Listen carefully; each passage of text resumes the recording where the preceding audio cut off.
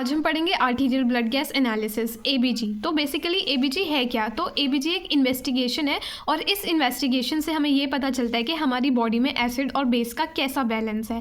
तो फिर इससे हमें पेशेंट की डायग्नोसिस भी पता चल जाती है। इसमें हम बेसिकली पार्शियल प्रेशर देखते हैं, ऑक्सीजन और कार्बन डाइऑक्साइड का, और ब्लड का पीएच देखते हैं। ये जो हम आर्टीरियल ब्लड का सैंपल लेते हैं वो हम रेडियल आर्टरी, ब्रेकियल आर्टरी और फिमोरल आर्टरी से ले सकते हैं। तो फिर एबीजी का गोल क्या है या फिर हम एबीजी क्यों करते हैं? तो ये हमने डिस्कस कर लिया कि एक इन्वेस्टिगेशन है और इससे हमें ये पता चलता है कि जो पेशेंट है उसका एसिड और बेस का बैलेंस कैसा है।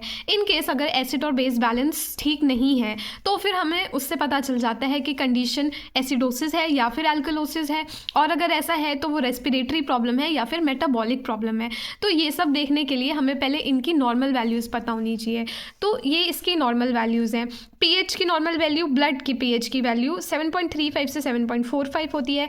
Partial pressure of carbon dioxide 35 से 45 होता है। बाइकार्बोनेट 22 से 26, PaO2 80 to 100 and oxygen saturation 94 से 100 है।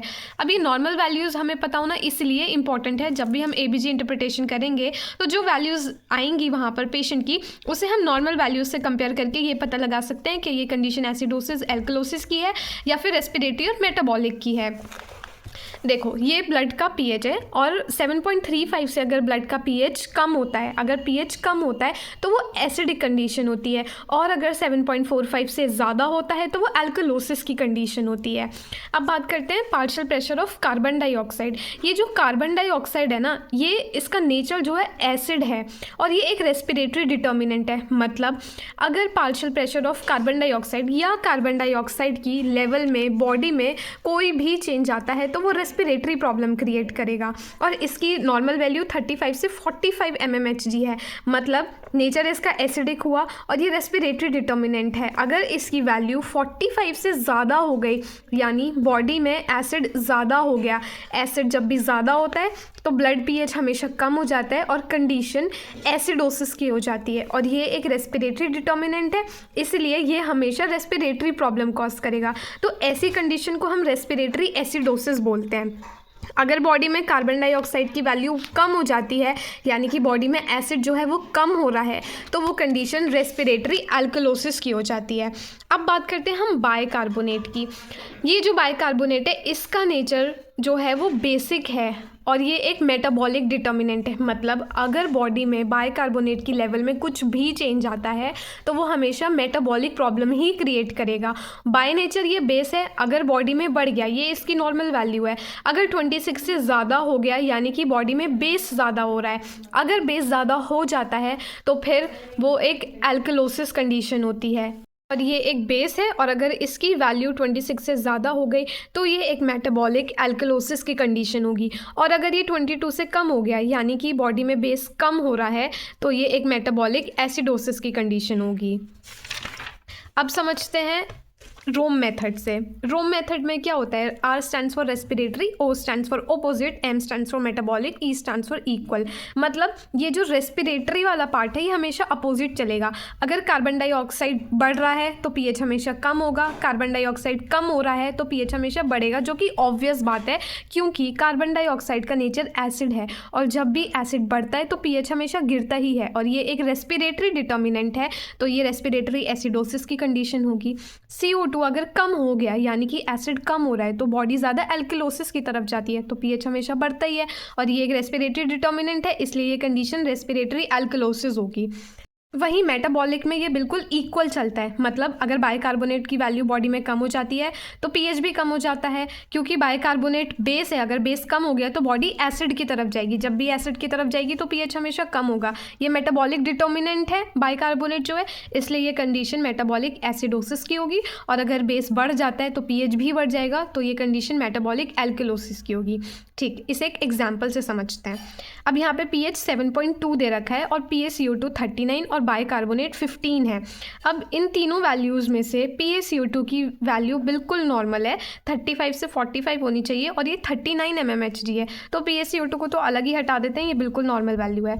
अब ये जो है पीएच जो है वो 7.2 है, यानी कि 7.35 से 7.45 होना चाहिए नॉर्मल, तो पीएच तो नॉर्मल नहीं है। और 7.2 है, 7.35 से भी इधर साइड है, यानी कि एसिड की तरफ जा रहा है। और बाइकार्बोनेट की भी वैल्यू तो हमें यही बता रही है, ये बेस है बॉडी में और कम हो रहा है, क्योंकि इसकी नॉर्मल वैल्यू तो 22 से 26 है, तो ये कंडीशन मेटाबॉलिक एसिडोसिस होगी। समझते हैं लेवल ऑफ कंपनसेशन। उससे पहले कंपनसेशन समझते हैं कि कंपनसेशन क्या होता है। तो कंपनसेशन क्या होता है ना, बॉडी में जब भी बॉडी हमारी अगर बेस की तरफ ज़्यादा जा रही है, अगर बॉडी में कंडीशन एल्कलोसिस की हो रही है, तो फिर बॉडी जो है बैलेंस करने की कोशिश करती है, एसिड और बेस का जो बैलेंस है उसको मेंटेन करने की कोशिश करती है। और अगर एल्कलोसिस की कंडीशन हो रही है, बॉडी में बेस ज़्यादा बढ़ रहा है, तो फिर बॉडी जो है एसिड का लेवल भी बढ़ा देती है, ताकि एसिड और बेस का बैलेंस हो जाए। ऐसे ही इसका अपोजिट होता है, तो इसको कंपनसेशन कहते हैं। ठीक, अब ये जो कंपनसेशन है ये 3 टाइप का होता है, अनकम्पनसेटेड, फुली कंपनसेटेड और पार्शियली कंपनसेटेड। अब ये कैसे होता है? अनकम्पनसेटेड मतलब जब भी आप एबीजी देखोगे, एबीजी इंटरप्रिटेशन करोगे, और अगर उसमें पीएच चेंज है, बाकी PaCO2 और बाइकार्बोनेट में से कोई एक वैल्यू चेंज है, तो वो अनकम्पनसेटेड एबीजी होता है। फुली कंपनसेटेड कब होता है? पीएच नॉर्मल है और ये दोनों वैल्यूज टोटली चेंज है, तो वो फुली कंपनसेटेड एबीजी होता है। पार्शियली कब होता है? जब तीनों ही वैल्यूज बिल्कुल चेंज है, तो वो पार्शियली कंपनसेशन होता है। इस कंपनसेशन को हम एक एग्जाम्पल से समझते हैं। तो ये पीएच और CO2 बाइकार्बोनेट की गिवन वैल्यूज़ हैं। अब इन वैल्यूज़ को ही देखकर पता चल रहा है कि ये तीनों ही वैल्यूज़ चेंज हैं। अब जब तीनों ही वैल्यूज़ चेंज होती हैं, तो ऐसा एबीजी पार्शियली कंपनसेटेड एबीजी होता है, क्योंकि इसमें तीनों ही वैल्यूज़ चेंज होती हैं और यहाँ पर भी तीनों वैल्यूज़ चेंज हैं। ठीक, अब ऐसी कंडीशन में हम कैसे पता लगाएंगे कि प्राइमरी प्रॉब्लम रेस्पिरेटरी है या फिर मेटाबॉलिक, क्योंकि यहाँ पर तो CO2 की भी वैल्यू चेंज है और बाइकार्बोनेट की भी वैल्यू चेंज है। और जब हम ऊपर वाला एग्जाम्पल डिस्कस कर रहे थे, तो यहाँ पर CO2 की जो वैल्यू है वो तो बिल्कुल नॉर्मल थी, तो हमें देखकर ही पता लग रहा था कि भले ही कंडीशन एसिडोसिस हो या एल्कलोसिस हो, वो होगी मेटाबॉलिक ही, क्योंकि CO2 की जो वैल्यू है वो बिल्कुल नॉर्मल है। लेकिन यहाँ पर तो CO2 की भी चेंज है और बाइकार्बोनेट की भी चेंज है। तो ऐसी कंडीशन में हमें कैसे पता चलता है कि जो प्राइमरी प्रॉब्लम है वो कौन है और जो कंपनसेशन है वो कौन कर रहा है? तो ऐसी कंडीशन में हम फिर पीएच को देखते हैं। पीएच जिस तरफ जा रहा होता है, प्राइमरी प्रॉब्लम वो होती है। तो पीएच देखने के लिए हम 7.40 को पॉइंट मान लेते हैं। अब पीएच अगर इसके इधर जा रहा है तो प्राइमरी प्रॉब्लम जो है वो एल्कलोसिस की होती है, और अगर इधर जा रहा है तो एसिडोसिस की होती है। अब ये 7.54 है, तो इससे ज़्यादा है, यानी कि जो भी प्राइमरी प्रॉब्लम होगी वो एल्कलोसिस की होगी। ठीक, अब एल्कलोसिस की यहाँ पे भी दिख रहा है, बाइकार्बोनेट की वैल्यू बहुत ज़्यादा बढ़ी हुई है। ठीक, यानी कि बॉडी में बेस ज़्यादा बढ़ रहा है, और पीएच भी हमें यही बता रहा है। तो जो प्राइमरी प्रॉब्लम है वो मेटाबॉलिक एल्कलोसिस की है, और ये जो एबीजी है वो पार्शियली कंपनसेटेड है, क्योंकि तीनों ही वैल्यू चेंज है। अब कंपनसेट कर कौन रहा है?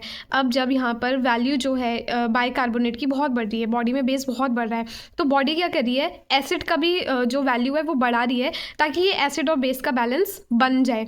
इसलिए जो ये कंपनसेशन हो रहा है वो रेस्पिरेटरी एसिडोसिस का हो रहा है, क्योंकि यहाँ पे CO2 की भी वैल्यू ज़्यादा है।